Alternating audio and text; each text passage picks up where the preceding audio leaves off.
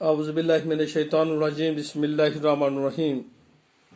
मेरी छठी जमात के तलबा व तालिबात अस्सलामु अलैकुम रहमतुल्लाहि व बरकातुहू।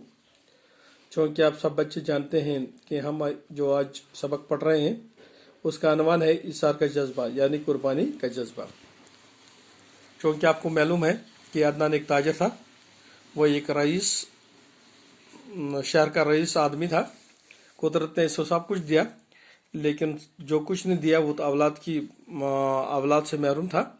लेकिन अब इसने मशवरा किया था कि क्या करे, कैसे। वो पीरों फकीरों और डॉक्टरों के पास भी चला गया, लेकिन कोई मुराद पूरी ना हो सकी। तो अब इसने एक लड़के को तो गोद लिया जिसका नाम था जैन।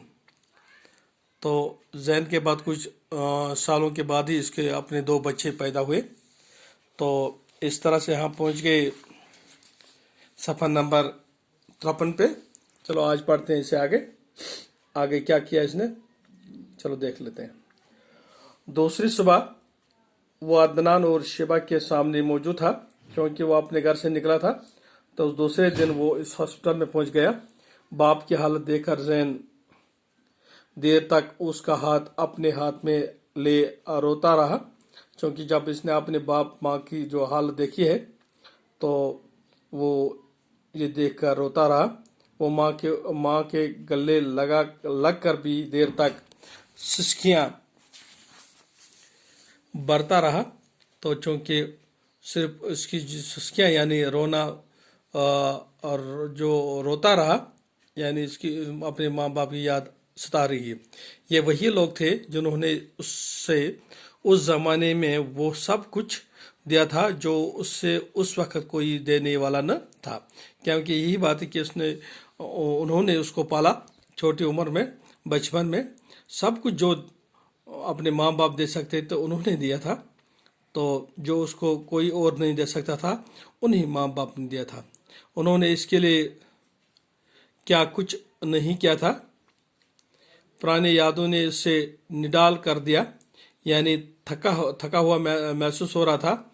वो 2 शख्सियतें जिन्हें वो पूछता रहा, अब महज हड्डियों के ढांचों की शक्ल इख्तियार कर चुके थे। क्योंकि अब ये बूढ़े हो चुके थे दोनों, तो अब ये सिर्फ महज हड्डियों के ढांचों की शक्ल इख्तियार कर चुके थे।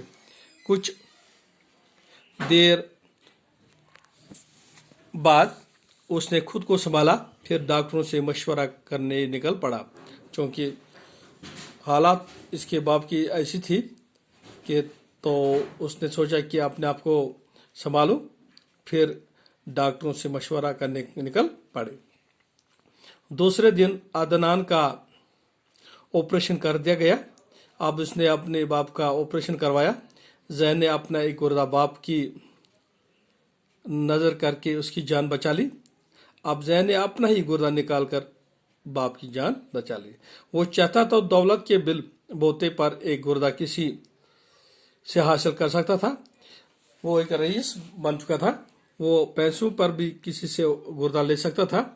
लेकिन एक तो अदनान की हालत इस कदर खराब हो चुकी थी कि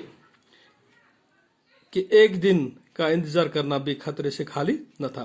क्योंकि हालात इसके खराब हो गए थे, तो उसने यही सोचा चलो अपना गुर्दा दिया जाए।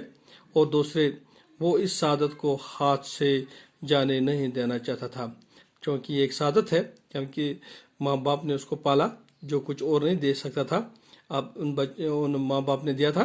तो यह सादत हासिल अपने हाथ से जाने नहीं देना चाहता था।